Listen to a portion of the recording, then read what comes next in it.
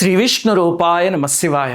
ఈ మధ్యనే మనం నెలకో మంచి పనిలో భాగంగా నాగలక్ష్మి, సతీష్ అనే అక్కా తమ్ముళ్ళ గురించి, విశ్వబ్రాహ్మణ కుటుంబానికి చెందిన వాళ్ళ గురించి చెప్పుకున్నాం కదా. ఆ వీడియో చూసి పాపం చాలామంది కంటతడి పెట్టారు, అలాగే ప్రేమతో కొన్ని సలహాలు కూడా ఇచ్చారు. ఇప్పుడు అసలు వాళ్ళ విషయంలో మనం ఏమి చేశాము అనేది వీడియోలో చెప్తా. చెప్పే ముందు జనం ప్రేమతో ఇచ్చిన సలహాలు ఏమిటి, అవి ఎంతవరకు అనేది కూడా తెలుసుకుందాం. మొట్టమొదటిది ఏమిటంటే, చాలామంది చెప్పింది అక్కడెక్కడో ఫలానా చోట ఒక వృద్ధాశ్రమం ఉందండి, వాళ్ళైతే ఖచ్చితంగా తీసుకుంటారు, చాలా ప్రేమగా చూస్తారు అని చెప్పారు. అంతా వృద్ధాశ్రమానికి 2-3 ప్రయత్నించాం, కానీ వాళ్ళు ఒకే మాట, మా దగ్గర ఖాళీ లేదు, తీసుకోవడానికి కుదరదు అని సమాధానం చెప్పేశారు. రెండవది, చాలామంది ఇచ్చిన సలహా ఏమిటంటే, అండి భోజనం ఎక్కడి నుంచైనా 3 పూట్ల వాళ్ళకి తెప్పించవచ్చు కదా, బయట నుంచి ఆహారము తెప్పించి సప్లై చేస్తే బాగుంటుంది అని. అది మేము వెళ్ళినప్పుడు పరిశోధిస్తే తెలిసింది ఏమిటంటే, వాళ్ళకి ఒక రకమైన ఆహారం అయితే మాత్రమే అరుగుతుంది, అంతేకాని ఏది పడితే తినేస్తే పాపం చాలా ఇబ్బంది పడిపోతారు, స్టమక్ అప్సెట్ అయిపోయి. వాళ్ళు ఏం చేస్తారంటే, ఆ సతీష్ కొంచెం లేవగలడు కదా, అందుకని అతను అన్నం, పప్పు అలాంటివి వండగలడు. అలాగనే కూరగాయ ముక్కలు కొన్ని తరిగి అందులో కుక్కర్లోనే వేసుకుని వాటిని ఉడకబెడతారనమాట. దాన్నే ఆ సాత్వికంగా అలా తింటారు. ఆ అమ్మాయి ఏం చేస్తుందంటే, పాపం నిలబడలేదు కదా, అందుకని కింద కూర్చుని సహాయం చేసే ఉంటాయి, ఇల్లు ఊడవడం అలాంటి పనులన్నీ అమ్మాయి చేస్తుంటే, వాళ్ళ తమ్ముడేమో చక్కగా వండుతాడు. అలాగ వాళ్ళు ఒక జీవన విధానానికి అలవాటైపోయి వాళ్ళకు ఒక ఆహారం, ఒక నియమం ఉందన్నమాట. కొంచెం ఉప్మా లాంటివి అలాంటివి వండుకుంటారు. ఈ ఉదాహరణకి వాళ్ళు నెయ్యి వేసినా సరే వాళ్ళకి సరిగ్గా ఇబ్బంది కలుగుతుంటారు, అందుకని ఆ ఆప్షన్ కూడా లేదు. ఇంకా కొంతమంది ఏమడిగారంటే, వాళ్ళ ఫోన్ నెంబర్లు, వాళ్ళ అడ్రస్లు ఇవ్వండి, మేము అక్కడికి వెళ్తాం, వాళ్ళని కలుస్తాం, వాళ్ళకి సానుభూతి చెప్తాము. గుర్తుపెట్టుకోండి, మన ఎవరి విషయంలో కూడా మన సహాయం చేసే వాళ్ళలో ఫోన్ నెంబర్లు, అడ్రస్లు ఎందుకు ఇవ్వట్లేదంటే, ఇంకా అక్కడికి వెళ్ళి జనాలు ఈ సెల్ఫీలు తీసుకోవడాలు, వాటిని ఇన్స్టాగ్రామ్లో పెట్టాలి, ఇవన్నీ చేసి వాళ్ళ ప్రశాంతమైన జీవనానికి భంగం కలిగిస్తారు. వీళ్ళ కేసులో అయినా, సాలమ్మ విషయంలో అయినా, ఇంకెవరి విషయంలో అయినా. అందుకే మేము ఎప్పుడూ అడ్రస్, ఫోన్ నెంబర్ అవన్నీ ప్రైవసీ మెయింటైన్ చేస్తున్నాం. సహాయం చేయదలుచుకుంటే ట్రస్ట్ ద్వారా మేమే 3-4 వెళ్ళి సహాయం చేసేసి వస్తాం తప్ప, తర్వాత వాళ్ళని అసలు డిస్టర్బ్ చేయం ఎప్పుడు కూడా. అలా ఉండటమే మంచిది, లేకపోతే అనవసరంగా ఇన్స్టాగ్రామ్ రీల్స్కి తప్ప ఆ అడ్రస్లు, ఫోన్ నెంబర్లు ఎందుకు ఉపయోగపడవు, అందుకే ఎవ్వరికి ఇవ్వట్లే. సరే, ఇప్పుడు ఇవన్నీ సలహాలు పక్కన పెడితే కనుక మేమేం చేసాము అనేది ఇప్పుడు చెప్తాను. సతీష్కి నెలకి 6,000 పెన్షన్ ప్రభుత్వం ఇస్తోందని తెలుసు కదా. అందులో మీకు గతంలో చెప్పాను, వాళ్ళకి ఖర్చులు 3,300 పోగా ఇంకా 2,700 మిగులుతాయి. 2,700తోనే వాళ్ళ జీవనం అంతా సాగిస్తూ ఉంటారు అని. దాంతో మాకు అన్నీ ఆలోచించాక విపరీతంగా అనిపించింది ఏమిటంటే, మనం కూడా ట్రస్ట్ ద్వారా నాగలక్ష్మికి జీవన భృతే కల్పిద్దాము అని అనిపించింది. అసలు మేము ట్రస్ట్ ద్వారా ఎవరికి డబ్బులు ఇవ్వం, అది మేము పెట్టుకున్న మొట్టమొదటి రూల్. కానీ ఇప్పుడు బోర్డు అందరితో మాట్లాడి ఈ ఒక్క కేసు కోసం మాత్రం ఆ నియమాన్ని సడలించి మేము అనుకున్నది ఏమిటంటే, గవర్నమెంట్ ఇచ్చే 6,000 లాగే అమ్మాయికి కూడా ఇద్దాము అని. తర్వాత అలా కాదు, 8,000 ఇద్దాం ప్రతి నెల మన ట్రస్ట్ నుంచి అని 8,000 నిర్ణయించాం.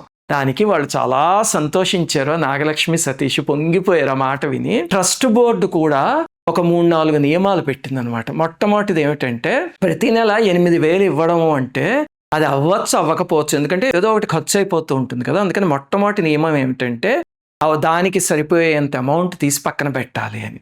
ఇప్పుడు మనకి ఎస్బీఐలో ఏదో 6.3% ఇంట్రెస్ట్ వస్తుంది.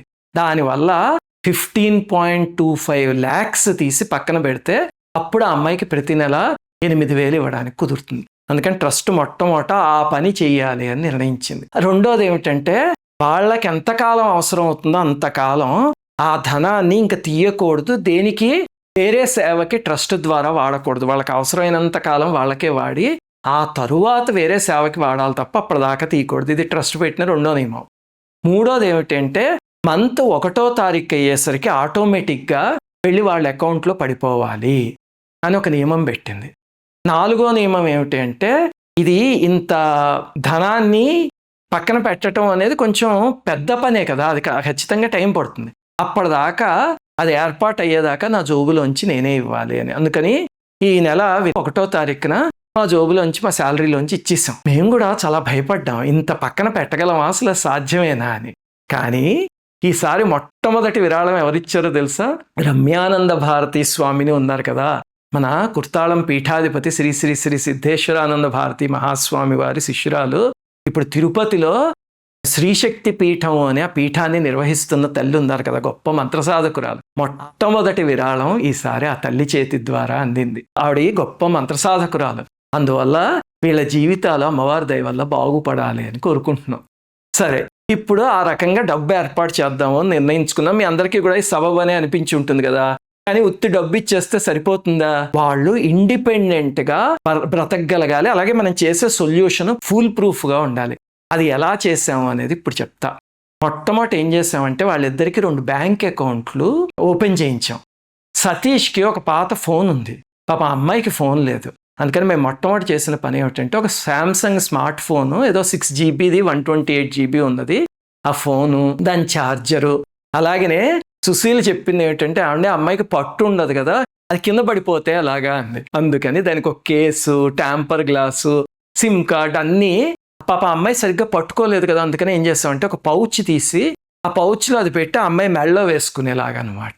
అలాగా అన్నీ ఏర్పాటు చేస్తూ ఫస్ట్ ఒక మొబైల్ ఫోన్ తీసుకున్నాం. ఆ తర్వాత సుశీల విజయవాడ వెళ్ళొచ్చింది. నాకు ప్రాజెక్ట్ వల్ల కుదరలేదు, కానీ తను వెళ్ళింది. తన్ని చూసి వాళ్ళు పొంగిపోయారు అసలు. అలాగనే సుశీలకి నాకు కూడా పాప అమ్మాయి ఇక్కడ దెబ్బ అవన్నీ చూపించింది కదా, దాంతో వాళ్ళని ఎప్పుడు కలవాలి అని చాలా ఎదురు చూస్తున్నాం. దాంతో సుశీల్ వెంటనే వెళ్ళగానే మొట్టమొదట ఏదమ్మా నీ దెబ్బ చూపించు అని మొట్టమొదట అదే చూసింది. పాపం పెద్ద దెబ్బే, తగ్గిపోయిందిలేండి ఇప్పుడు, కానీ వెళ్ళగానే అమ్మలాగా తడివి చూసింది. తనకి బాధేసింది, అమ్మాయికి బాధేసింది. ఆ తర్వాత ఇంట్లో చూస్తే పరిస్థితి, వాళ్ళు ఏదో బియ్యం వండుకుంటున్నారు. ఆ బియ్యం అన్నీ కట్టేస్తున్నాయి, కొంచెం పురుగులు పెట్టినట్టు అయిపోతాయి కదా, ఇలాగ దగ్గరికి వచ్చేసి అలా అయిపోయి పాపం వాళ్ళు అదే తింటున్నారు.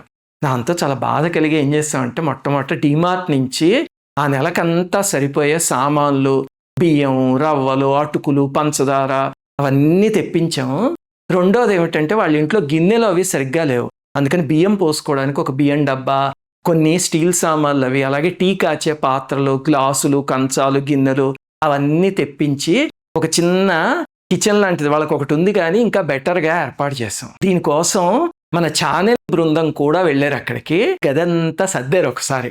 వీళ్ళు పాపం పైన ఏదైనా పెడితే తీసుకోలేరు, పట్లు ఉండవు కదా, అందుకని కింద ఒక అర ఉంది, ఆ అరలోనే ఈ సామాన్లు ఇవన్నీ సర్ది ఆ తర్వాత వాళ్ళకి ఊరికే డబ్బులు ఇచ్చేసి రావడం ఇష్టం లేదు మాకు. అది ఒక పండుగలాగా, వేడుకలాగా జరగాలి, ఎవరికి చేసినా సరే అంతే.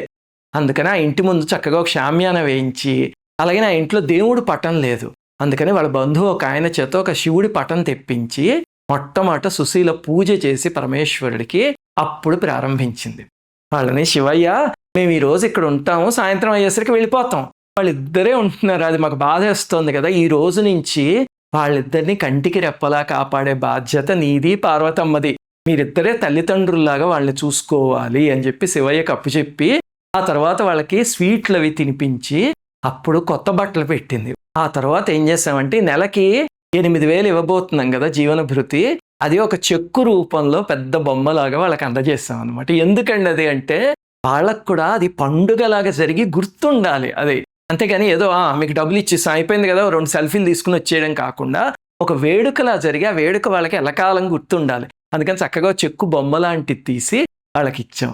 ఆ తర్వాత సుశీల ఏం చేసిందంటే కొత్తగా సామాన్లు తెప్పించాం కదా, వాటితో ఉప్మా వండి వాళ్ళకి ఆ ఉప్మా పెట్టొచ్చింది. నాకు వెళ్ళడం కుదరలేదు చెప్పాను కదా, అందుకని నేను వీడియో కాల్ చేసి వాళ్ళతో మాట్లాడా.